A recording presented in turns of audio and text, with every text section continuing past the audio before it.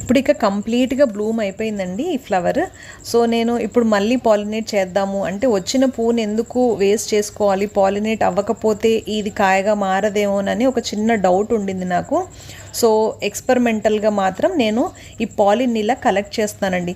చూస్తున్నారు కదా ఎంత బాగా ఈ పాలిన్ ఈ ఇయర్ బడ్కి చక్కగా అతికిందో. సో నేను ఇప్పుడు ఈ పాలిన్ని తీసుకొని ఈ ఫీమేల్ ఫ్లవర్కి నేను ఈ పాలిన్ని పాలినేట్ చేస్తానండి.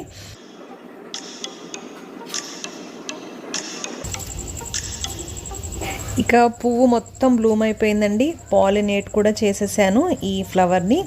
సో ఇది ఎన్ని రోజులకి కాయగా మారుతుంది అన్నది కూడా నేను మీకు ఇప్పుడు చెప్తాను. ఈ ఎంత అందంగా ఉందో చూస్తున్నారు కదండి ఈ ఫ్లవర్, ఆ స్టిగ్మా, ఆ పాలిన్, ఆ